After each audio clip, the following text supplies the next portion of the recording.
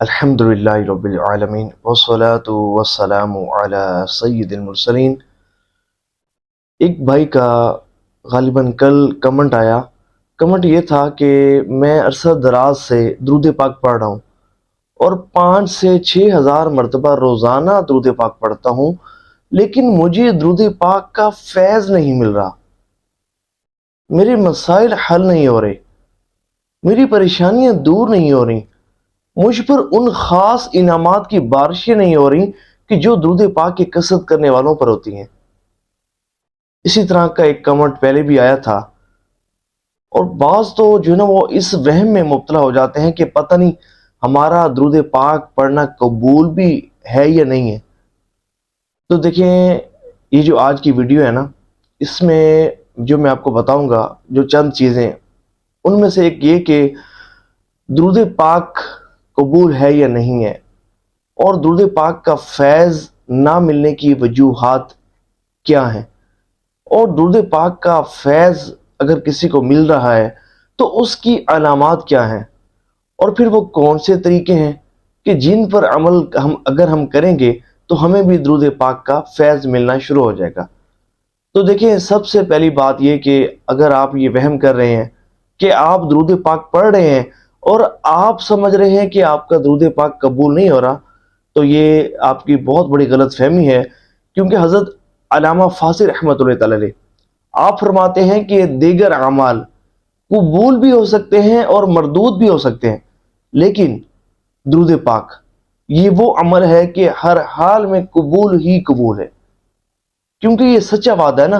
حضور نبی پاک علیہ الصلوۃ والسلام نے فرمایا کہ اللہ تعالیٰ فرماتا ہے، اے حبیب، جو آپ پر درود بھیجے گا میں اس پر درود بھیجوں گا، اور جو آپ پر سلام بھیجے گا میں آپ پر سلام بھیجوں گا۔ تو دیکھیں، جو درود پڑھتا ہے، درود بھیجتا ہے، اس کا درود ہر حال میں قبول ہی قبول ہے۔ دیکھیں، درود کیا ہے؟ یہ ایک دعا ہے۔ جب ہم کہتے ہیں صلی اللہ علی محمد، تو ہم یوں عرض کر رہے ہوتے ہیں، اے اللہ تعالیٰ اپنے حبیب صلی اللہ تعالیٰ علیہ وآلہ وسلم پر رحمت نازل فرما۔ تو یہ دعا ہے، یہ ہر حال میں قبول ہی قبول ہے، اور ہمیں برکتیں بھی مل رہی ہوتی ہیں، فضیلتیں بھی مل رہی ہوتی ہیں، ثواب بھی مل رہا ہوتا ہے۔ لیکن جو ایک چیز ہمارے جو ذہن میں چل رہی ہوتی ہے وہ یہ کہ فلاں نے درود پاک پڑھا اور اس سے حضور نبی پاک علیہ الصلوۃ والسلام کی زیارت نصیب ہو گئی، فلاں نے درود پاک پڑھا، اس سے فلاں مقدس ہستی کی زیارت نصیب ہو گئی، فلاں کو خواب میں مدینہ شریف کی زیارت نصیب ہو گئی، فلاں نے 1.25 مرتبہ درود پاک پڑھا، اس کا فلاں کام ہو گیا، اور میری پریشانیاں حل نہیں ہو رہی۔ میں تو بہت پابندی کے ساتھ درود پاک پڑھ رہا ہوں، میں کثرت کے ساتھ درود پاک پڑھ رہا ہوں، میں ہزاروں کی تعداد میں درود پاک پڑھ رہا ہوں، میرے مسائل کیوں نہیں حل ہو رہے؟ مجھے روحانیت کیوں نصیب نہیں ہو رہی؟ مجھے ایسے روحانی خواب کیوں نہیں آ رہے؟ مجھ پر اتنی زیادہ کرم نوازیاں کیوں نہیں ہو رہی؟ میری لائف میں اتنے پازیٹیو چینج کیوں نہیں آ رہے؟ تو دیکھیں، ان تمام سوالات کے جوابات انشاءاللہ میں اس ویڈیو میں دوں گا۔ تو مکمل اگر آپ اس ویڈیو کو سنیں گے تو اللہ نے چاہا تو یہ ویڈیو آپ کے لیے لائف چینجنگ ثابت ہوگی۔ سب سے پہلے ہم بات کرتے ہیں کہ درود پاک کا فیض نہ ملنا، اس کی وجوہات کیا ہیں۔ تو دیکھیں، سب سے پہلی بات آپ اپنے ذہن میں یہ بٹھا لیں کہ اگر آپ اللہ کی نافرمانی کریں گے، وہ کام کریں گے کہ جس کو کرنے سے اللہ اور اس کے رسول صلی اللہ تعالی علیہ وآلہ وسلم نے منع فرمایا ہے، تو آپ کو درود پاک کا فیض کیسے مل سکتا ہے؟ مثال کے طور پر، آپ نمازوں کی پابندی نہیں کر رہے۔ دیکھیں، درود پاک زندگی میں 1 مرتبہ پڑھنا فرض ہے، لیکن نمازیں ایک دن میں 5 نمازیں فرض ہیں، اور مرد کے لیے مسجد میں جماعت کے ساتھ نماز پڑھنا واجب ہے، اور آپ جو ہے وہ بلا عذر شرعی جماعت ترک کر رہے ہیں، نماز ترک کر رہے ہیں۔ آپ درود پاک تو پڑھ رہے ہیں، لیکن آپ کی نمازوں کی پابندی نہیں ہے۔ تو دیکھیں، ایک بہت بڑا فرض، اور اس فرض کو چھوڑ رہے ہیں کہ جس کے متعلق حضور نبی پاک علیہ الصلوۃ والسلام نے ارشاد فرمایا کہ مومن اور کافر کے درمیان فرق کرنے والی چیز نماز ہے، اور پھر حضور نے فرمایا کہ نماز میں میری آنکھوں کی ٹھنڈک رکھی گئی ہے۔ حضور نے فرمایا کہ جس نے قصدن یعنی کہ جان بوجھ کر ایک نماز قضا کی، اس کا نام جہنم کے اس دروازے پر لکھ دیا جاتا ہے جس سے وہ جہنم میں داخل ہوگا، اور ایک نماز چھوڑنے کی وجہ سے ہزاروں سال جہنم میں رہنا پڑے گا کہ جب تک اس کی توبہ نہ کر لیں اور اس کی قضا نہ کر لیں۔ اور بروز قیامت سب سے پہلا جو سوال ہے وہ نماز کے بارے میں کیا جائے گا۔ اگر یہ کامل پائی گئی تو تمام اعمال بھی قبول ہوں گے، اور اگر اس میں کمی پائی گئی تو اس کے ساتھ دیگر اعمال بھی رد کر دیے جائیں گے۔ تو نماز تو بیسک ہے۔ اگر کسی شخص کو اگر کوئی شخص جو ایسا ہے کہ وہ درود پاک تو پڑھتا ہے، اس کا درود پاک پڑھنا قبول ہے، اسے درود پاک پڑھنے پر ثواب ملے گا، رحمتیں اس پر نازل ہوں گی، لیکن اگر وہ نماز روزے کی سستی کر رہا ہے تو کبیرہ گناہ میں مبتلا ہے۔ تو ایسا شخص کہ جو گناہوں کی نحوست کے سبب، نمازوں کی پابندی نہ کرنے کے سبب، شریعت تو کہتی ہے کہ یہ شخص فاسق ہے، اور وہ کہے کہ جناب مجھے روحانیت بھی ملے اور مجھ پر وہ کرم ہو کہ جو خاص بزرگان دین پر، جو خاص درود پاک کی کثرت کرنے والوں پر ہوا، تو مجھے یہ بتائیں کہ ایک شخص اللہ اور اس کے رسول صلی اللہ تعالی علیہ وآلہ وسلم کی نظروں میں فاسق ہے، فاجر ہے، اور وہ شخص تمنا کر رہا ہے کہ اسے درود پاک کا فیض ملنا شروع ہو جائے، اسے درود پاک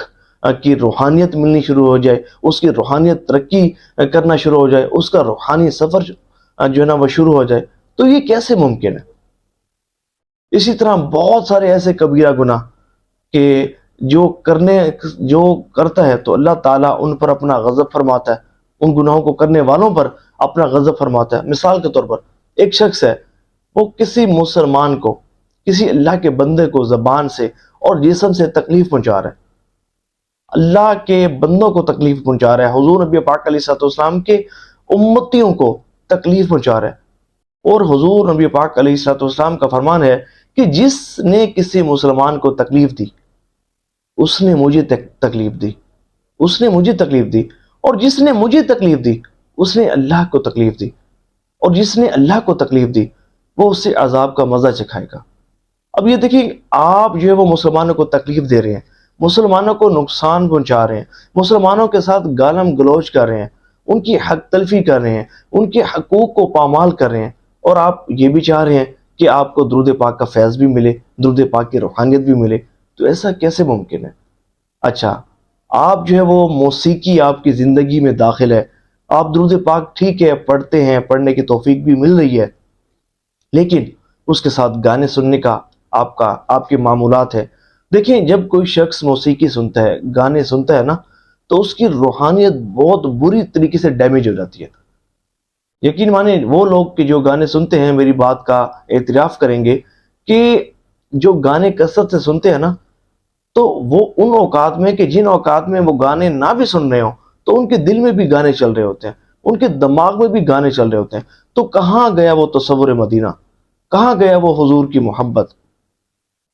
کہاں گیا وہ حضور کا عشق؟ تو جب گانے کثرت سے سنیں گے، موسیقی سنیں گے، تو کبھی بھی آپ کو روحانیت نصیب نہیں ہو سکتی، درود پاک کا وہ فیض نصیب نہیں ہو سکتا کہ جو خاص بزرگان دین کو نصیب ہوا۔ اسی طرح اگر کوئی شخص اپنی آنکھوں کو حرام سے پر کرتا ہے، ان چیزوں کو دیکھتا ہے کہ جن کو دیکھنے سے اللہ اور اس کے رسول صلی اللہ علیہ وآلہ وسلم نے منع فرمایا، یعنی کہ بد نگاہی کرتا ہے، اپنی آنکھوں کو حرام سے پر کرتا ہے، تو اسے کیسے درود پاک کا فیض نصیب ہو سکتا ہے؟ اسے کیسے درود پاک کا فیض مل سکتا ہے؟ دیکھیں، یہ جو بد نگاہی ہے نا، حرام چیزوں کو دیکھنا، یہ بری چیزوں کو دیکھنا، بے پردہ خواتین کو دیکھنا، فحش مناظر دیکھنا، بے حیائی کے مناظر دیکھنا، یہ بھی وہ کبیرہ گناہ ہے جو اللہ کی ناراضگی کا ذریعہ ہے اور روحانیت کو بہت بری طریقے سے ڈیمیج کر دیتا ہے۔ اور یہ ان کبیرہ گناہوں میں آتا ہے کہ جس کی نحوست کے سبب جو ہے وہ عبادت کی توفیق بھی چھین لی جاتی ہے، اور عبادت کی لذت بھی چھین لی جاتی ہے، اور عبادت کا خشوع خضوع بھی چھین لیا جاتا ہے۔ یہ ممکن ہی نہیں ہے کہ کوئی شخص بد نگاہی کرتا ہو اور اس کے باوجود بھی اس کی روحانیت ترقی کرے۔ مجھے یہ بتائیں، آپ کے پاس ایک ایسی ٹینکی ہو کہ جس میں جو ہے وہ آپ پانی مسلسل بھر رہے ہو، اور آپ نے اس ٹینکی کی ٹونٹی بھی جو ہے وہ نیچے سے کھول رکھی ہو، اب آپ اوپر سے پانی ڈالے جا رہے ہیں اور نیچے سے پانی جو ہے وہ گرتا جا رہا ہے، ٹوٹی جو کھلی ہوئی ہے نا، تو دیکھیں کہیں آپ نے بھی تو اپنی ٹوٹی کھول تو نہیں رکھی، آپ پر رحمتوں کا نزول ہو رہا ہے، درود پاک کی کثرت کرنے والوں پر اللہ کی رحمت کا نزول ہوتا ہے، جتنی کثرت بڑھاتے جائیں گے اتنا اللہ کی رحمت کا نزول آپ پر بڑھتا جائے گا۔ لیکن آپ یہ تو دیکھیں کون سے ایسے کبیرہ گناہ آپ کر رہے ہیں کہ جو اللہ کی ناراضگی کا ذریعہ ہے، جو اللہ کے غضب کا ذریعہ ہے، جو حضور نبی پاک علیہ الصلوۃ والسلام کی ناراضگی کا ذریعہ ہے، جس کی وجہ سے ہمیں حضور نبی پاک علیہ الصلوۃ والسلام کی توجہ اور قرب خاص نصیب نہیں ہو پاتا۔ کہیں ہم اپنے والدین کی نافرمانی تو نہیں کر رہے؟ کیا ان کو تکلیف تو نہیں پہنچا رہے؟ کہیں ان کی دل آزاری تو نہیں کر رہے؟ جس کے والدین اس سے ناراض ہیں تو اس کا رب اس سے ناراض ہے، یہ بات ذہن میں رکھیے۔ اسی طرح کہیں آپ دھوکہ تو نہیں لوگوں کو نہیں دے رہے، لوگوں کے ساتھ خیانتیں تو نہیں کر رہے، جھوٹ تو کثرت سے نہیں بولتے، غیبت تو کثرت سے نہیں کرتے، لوگوں کی چغلیاں تو نہیں کرتے، مسلمانوں کے درمیان نفرتیں تو پیدا نہیں کرتے، کہیں آپ حسد کی بیماری میں مبتلا تو نہیں؟ اور دیکھیں یہ جو ہم کہتے ہیں نا فیض نہیں مل رہا،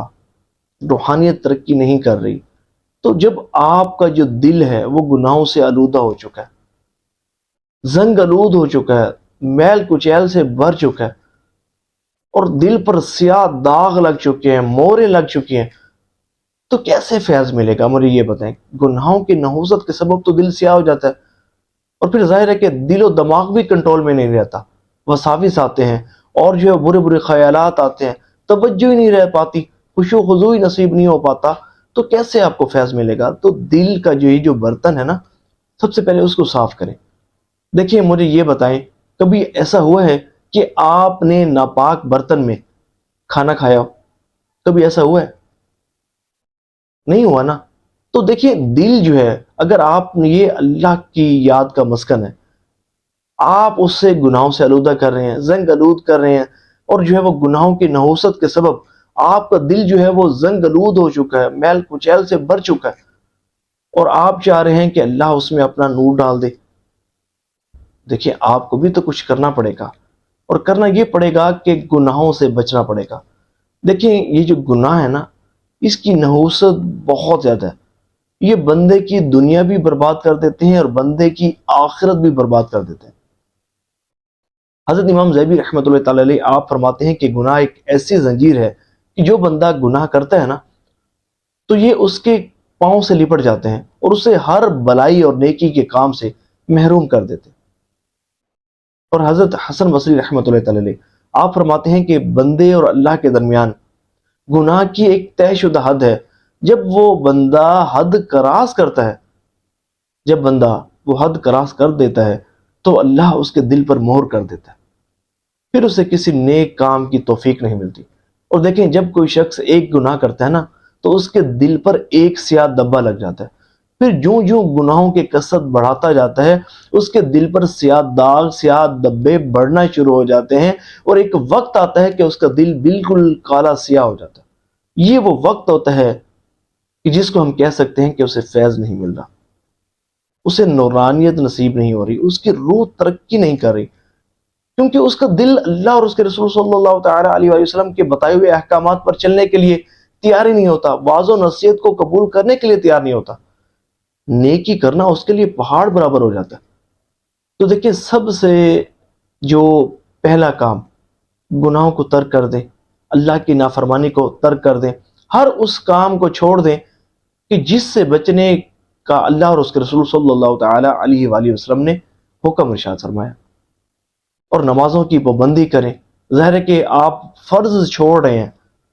اور مستحب عمل کر رہے ہیں، تو ظاہر ہے کہ آپ کو وہ فیض تو نہیں مل سکتا۔ امید کرتا ہوں کہ میری یہ بات اچھے طریقے سے آپ کو سمجھ آ گئی ہوگی۔ تو اب بات کرتے ہیں کہ درود، یہ کیسے پتہ چلے کہ ہمیں درود پاک کا فیض مل رہا ہے؟ تو دیکھیں اس کی چند علامات ہیں جو میں آپ کو بیان کرتا ہوں، سنیں گے انشاءاللہ تو آپ کو معلوم ہونا شروع ہو جائے گا کہ واقعی ہمیں فیض جو ہے وہ درود پاک کا مل رہا ہے۔ دیکھیں اگر آپ درود پاک پڑھ رہے ہیں اور آپ کے دل میں عشق مصطفیٰ میں اضافہ ہو رہا ہے، حضور کی محبت میں اضافہ ہو رہا ہے، حضور نبی پاک علیہ الصلوۃ والسلام کا ذکر خیر کرتے بھی ہیں اور سنتے بھی ہیں اور کرتے ہوئے لطف و سرور مل رہا ہے، تو سمجھیں کہ حضور نبی پاک علیہ السلام کی توجہ آپ کو مل رہی ہے، حضور کا قرب خاص آپ کو نصیب ہو رہا ہے، درود پاک کا فیض آپ کو ملنا شروع ہو گیا۔ آپ نمازوں کی پابندی کرنا شروع کر دیا آپ نے۔ آپ کی نمازیں پہلے قضا ہوتی تھی، لیکن جب سے درود پاک کی کثرت شروع کی اب آپ نمازوں کے پابند بن گئے ہیں، بلکہ تہجد کی بھی توفیق آپ کو ملنا شروع ہو گئی ہے۔ تو یہ سمجھیں کہ درود پاک کا آپ کو فیض ملنا شروع ہو گیا، آپ گناہوں سے بچنا شروع ہو گئے ہیں، آپ نے فلمیں، ڈرامے، گانے باجے ترک کر دیے، تمام کبیرہ گناہ جو ہے وہ جو کرتے تھے ان کو چھوڑ دیا، اور اللہ اور اس کے رسول صلی اللہ تعالی علیہ وآلہ وسلم کی تعلیمات پر چلنا شروع کر دیا، تو سمجھیں کہ آپ کو درود پاک کا فیض ملنا شروع ہو گیا۔ آپ کو نیکیوں سے محبت اور گناہوں سے نفرت آپ کے دل میں پیدا ہونا شروع ہو گئی ہے۔ نیکیوں میں دل لگتا ہے، گناہوں میں دل نہیں لگتا، اور دل بیزار ہوتا ہے، دل بے سکون ہوتا ہے، نیکیاں کرنے کا دل کرتا ہے۔ تو سمجھ جائیں کہ آپ کو درود پاک کا فیض ملنا شروع ہو گیا، آپ حرام کاموں سے بچنا شروع ہو گئے ہیں، اللہ اور اس کے رسول صلی اللہ تعالی علیہ وآلہ وسلم کی نافرمانی سے بچنے لگے ہیں، بچنا شروع ہو گئے ہیں، تو سمجھ لیں کہ آپ کو درود پاک کا فیض ملنا شروع ہو گیا، درود پاک کا فیض ملنا شروع ہو گیا۔ اچھا، دوسری بات کہ عموماً جو لوگ فیض کو جس چیز سے تعبیر کرتے ہیں کہ ان کو اچھے اچھے خواب آئیں، اگر اس طرح کے خواب بھی اگر آپ کو آنا شروع ہو گئے ہیں تو یہ بھی ایک علامت ہے کہ آپ کو فیض ملنا شروع ہو گیا، مقدس ہستیوں کی زیارت نصیب ہونا شروع ہو گئی ہے، تو سمجھے کہ آپ کو درود پاک کا فیض ملنا شروع ہو گیا۔ حضور نبی پاک علیہ السلام کی جس کو زیارت نصیب ہو جائے تو بزرگان دین فرماتے ہیں کہ ولایت کے 100 درجے وہ پار کر جاتا ہے، سبحان اللہ۔ تو برحال یہ کہ درود پاک کی توفیق مل رہی ہے نا آپ کو، اگر آپ درود پاک کی کثرت کر رہے ہیں تو یہ بھی ایک فیض ملنا ہے، فیض مل رہا ہے، توجہ ہو رہی ہے، جبھی تو آپ کو درود پاک کی کثرت کرنے کی توفیق مل رہی ہے۔ ہاں، جو کمی ہے، جو کوتاہی ہے، اس کو آپ نے پورا کرنا ہے، اس کو آپ نے دور کرنا ہے۔ اچھا، آپ کے اخلاق سنور رہے ہیں، آپ کی گفتگو، آپ کا دل، آپ کا دماغ پاکیزہ کلام کرتا ہے، پاکیزہ باتیں سوچتا ہے، آپ کے منہ سے جو ہے وہ لوگوں کی غیبتیں نہیں نکل رہی، لوگوں کی بدگمانیاں آپ نہیں کر رہے، آپ کے دل میں لوگوں کے متعلق حسد نہیں ہے، آپ لوگوں کے حقوق کو پامال نہیں کر رہے، آپ کے دل میں اللہ کا خوف پیدا ہونا شروع ہو گیا، اللہ کی محبت پیدا ہونا شروع ہو گئی ہے، اس کے حضور نبی پاک، اس کے حبیب صلی اللہ تعالی علیہ وآلہ وسلم، اس کے حبیب صلی اللہ تعالی علیہ وآلہ وسلم کی محبت پیدا ہونا شروع ہو گئی ہے، تو سمجھیں کہ آپ کو درود پاک کا فیض ملنا شروع ہو گیا۔ لیکن ہم درود پاک اس طرح نہیں پڑھ رہے۔ اب میں بات کر رہا ہوں کہ کون سے طریقے ہیں کہ جن پر عمل کر کے ہمیں درود پاک کا فیض ملنا شروع ہو جائے گا۔ دیکھیں، حضرت شیخ عبد الحق محدث دہلوی رحمۃ اللہ تعالی علیہ، آپ فرماتے ہیں کہ ہمارا طریقہ یہ ہے کہ ہم اتنی درود پاک کی کثرت کریں، اتنی درود پاک کی کثرت کریں، اتنی درود پاک کی کثرت کریں کہ خواب سے بڑھ کر حالت بیداری میں حضور کی بارگاہ میں حاضر ہوں، اور حضور سے ان احادیث طیبہ کے متعلق پوچھیں کہ جن کو محدثین نے ضعیف قرار دیا، اور پھر فرماتے ہیں کہ اگر ہمیں یہ مقام و مرتبہ حاصل نہ ہو تو ہم خود کو درود پاک کی کثرت کرنے والوں میں شمار نہ کریں۔ اب دیکھیں، یہ حالت بیداری میں حضور کی بارگاہ میں حاضر ہو رہے ہیں، حضور کی مجلس میں حاضری کا ان کو شرف حاصل ہو رہا ہے، اور ہم جو ہے وہ حضور کی خواب میں زیارت سے بھی محروم ہیں، تو ہم یہ سمجھ رہے ہیں کہ ہمیں فیض نہیں مل رہا۔ تو اب چند طریقے میں آپ کو بتاتا ہوں، اللہ نے چاہا تو درود پاک کا فیض ملنا شروع ہو جائے گا۔ سب سے پہلا کام جو آپ نے کرنا ہے، گناہوں کو فی الفور چھوڑ دینا ہے، سچی توبہ کرنی ہے کہ یا رب عز و جل آئندہ گناہ نہیں کروں گا۔ دیکھیں، ایک شخص ہے، وہ ساری رات نوافل پڑھتا ہے، ساری رات اللہ کی عبادت کرتا ہے، اور ساتھ چند گناہ بھی کرتا ہے، اور دوسرا شخص ایسا ہے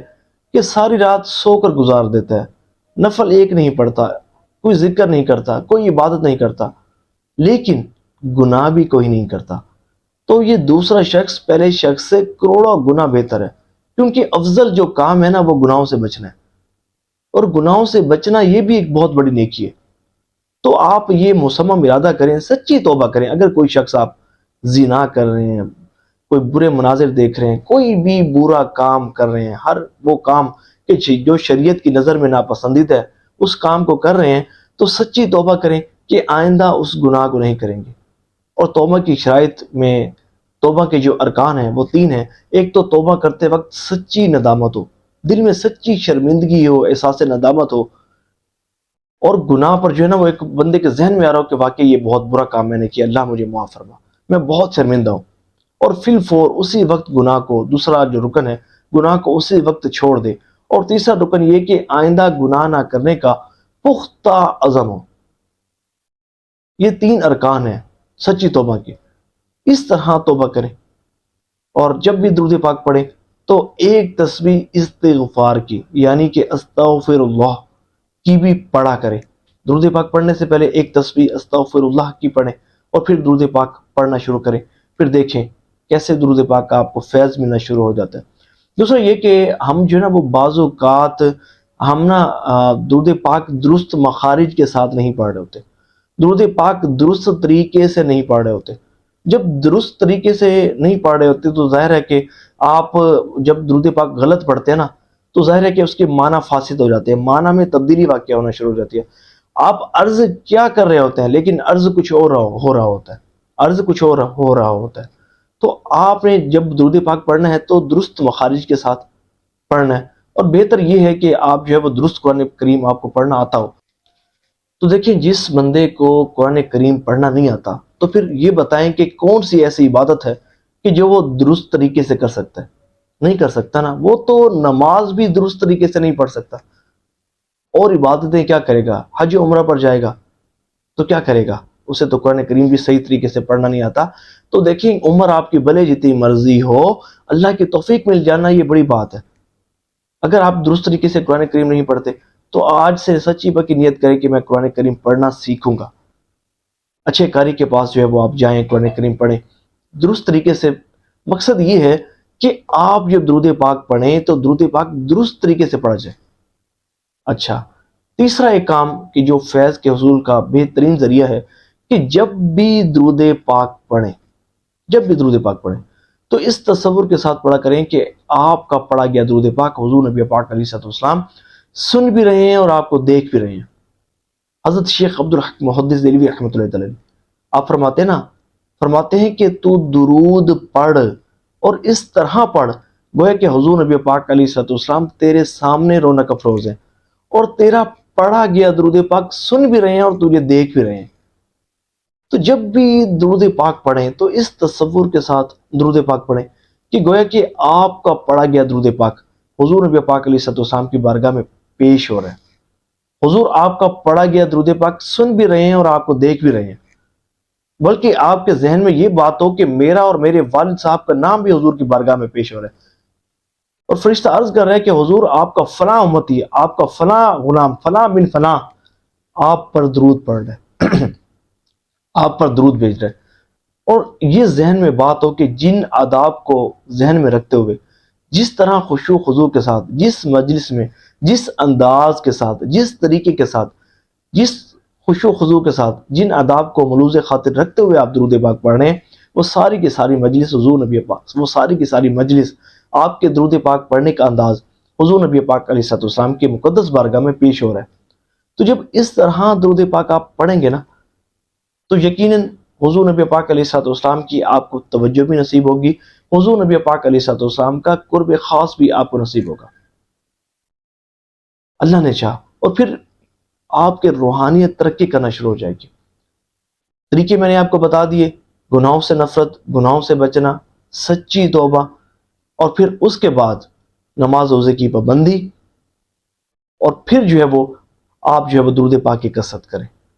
پھر درود پاک کی کثرت اس طرح کرنی ہے کہ حضور کی محبت میں ڈوب کر درود پاک پڑھنا ہے، حضور نبی پاک علیہ السلام کے احسانات کو ذہن میں رکھ کر درود پاک پڑھنا ہے، اور کثرت سے نعت شریف سنا کریں۔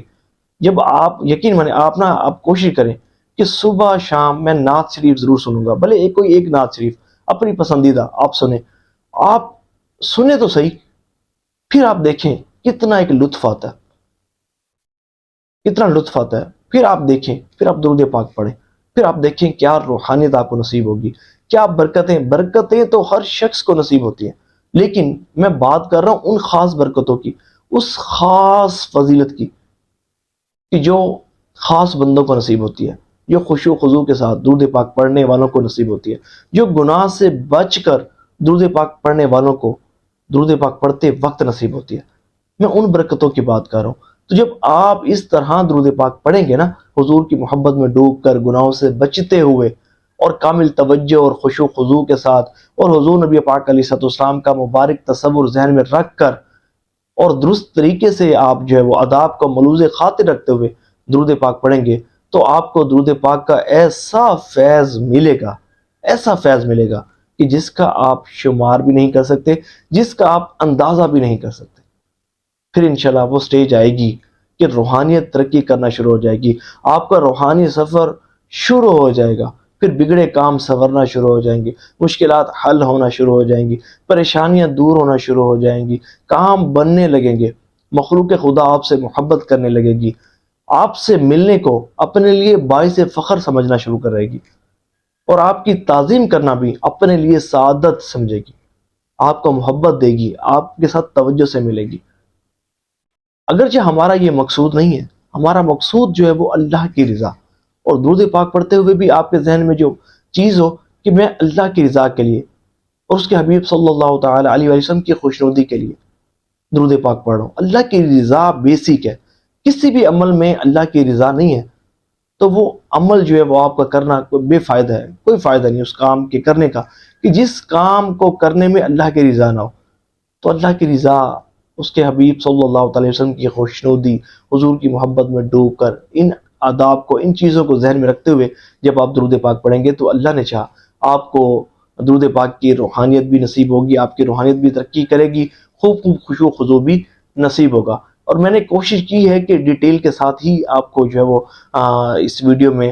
بیان کروں، اور اللہ نے کرم فرمایا، جتنی مجھے توفیق بخشی میں نے آپ کی خدمت میں عرض کیا۔ اور مجھے بتائیے گا ضرور کہ اس ویڈیو سے آپ کو کتنا فائدہ ہوا، کمنٹس میں اپنی نیتوں کا اظہار ضرور کیجیے گا، تاکہ مجھے اندازہ ہو کہ میری جو محنت ہے وہ وصول ہو چکی ہے اور فائدہ ہوا ہے، میرے کلام کا آپ کو فائدہ ہوا ہے، اور یہ میرے لیے یقیناً بہت بڑی خوش بختی ہوگی۔ اور آپ میں سے کوئی بھی اگر کوئی سوالات پوچھنا چاہیں تو کمنٹس میں پوچھ لیا کریں، میری کوشش ضرور ہوتی ہے، میں جوابات ضرور دیتا ہوں، آپ کو اس بات کا بخوبی اندازہ ہوگا۔ تو دعا ہے کہ اللہ کریم جو سنا اس پر ہمیں عمل کرنے کی توفیق عطا فرمائے، ہمیں کثرت سے درود پاک پڑھنے کی توفیق عطا فرمائے۔